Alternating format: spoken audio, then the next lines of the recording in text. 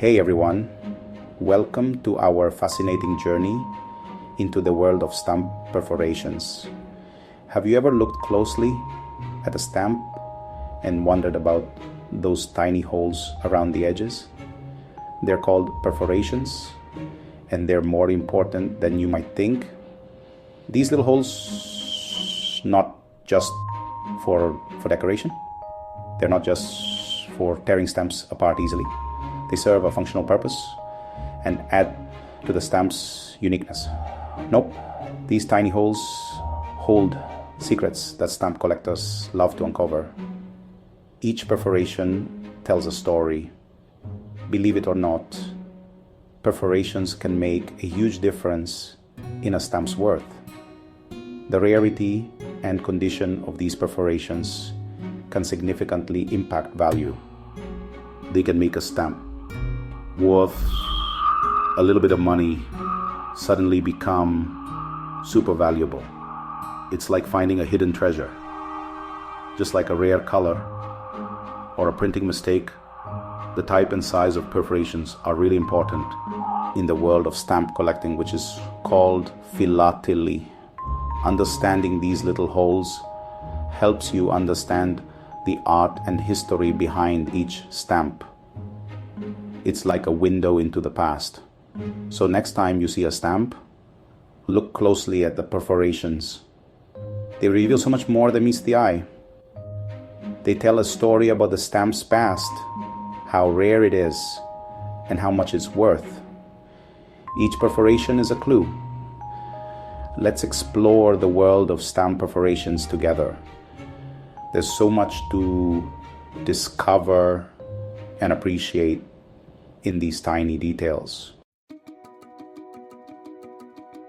Imagine having to cut out every single stamp with scissors. It sounds tedious, doesn't it?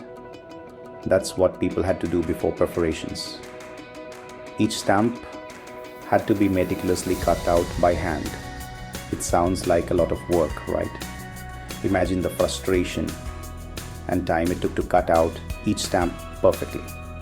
In the middle of the 1800s, an Irish inventor named Henry Archer changed everything. He invented stamp perforations. This was a groundbreaking innovation. These little holes were first used on a stamp called the penny red in 1854. It was a revolutionary change in the world of postage. This stamp, with a picture of Queen Victoria, became super famous. It marked the beginning of a new era in stamp production. Perforations made it so much easier and faster to separate stamps. No more jagged edges or uneven cuts. No more struggling with scissors. People could now tear stamps effortlessly. Everyone loved this new invention, and it quickly became the normal way to make stamps all over the world. It was adopted internationally. Perforations weren't just about convenience. They also represented a significant leap in printing technology. They were a big improvement in printing technology. The process became more efficient and reliable. Thanks to Archer's smart idea, something that used to take a long time became much quicker. The entire process of handling stamps was transformed. So next time you tear a stamp from a sheet, remember Henry Archer and his awesome invention. His contribution made our lives a little bit easier. Did you know that there are different types of perforations on stamps?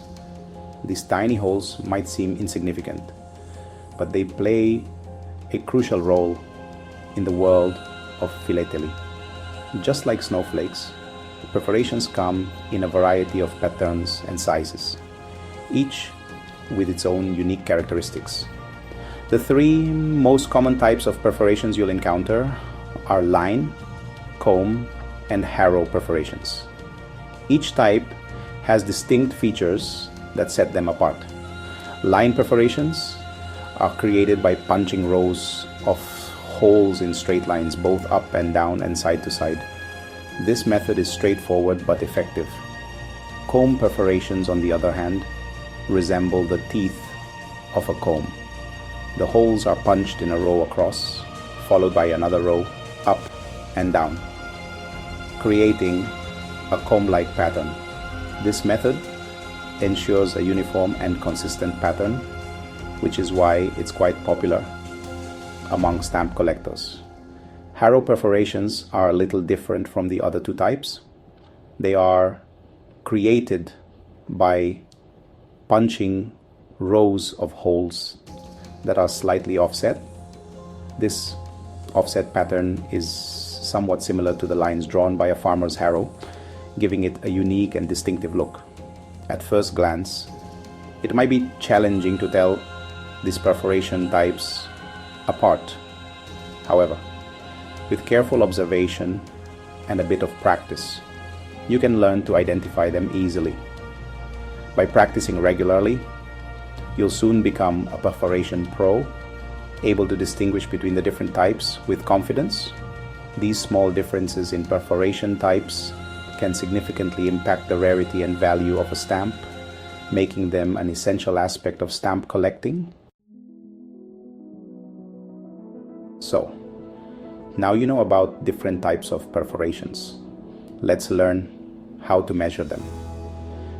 It's easy with a tool called a perforation gauge.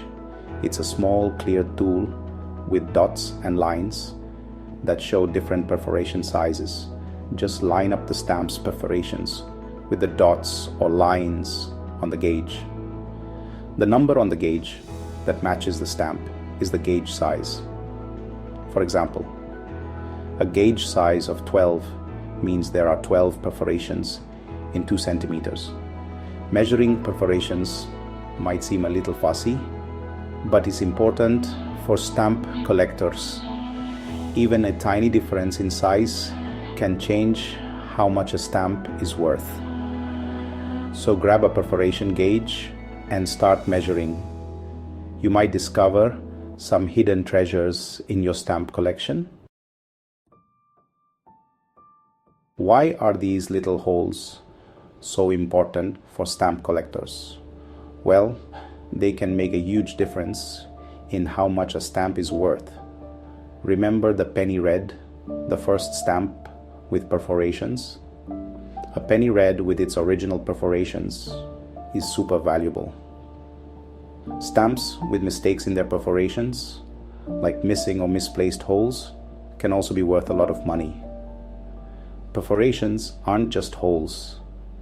They're part of what makes a stamp special.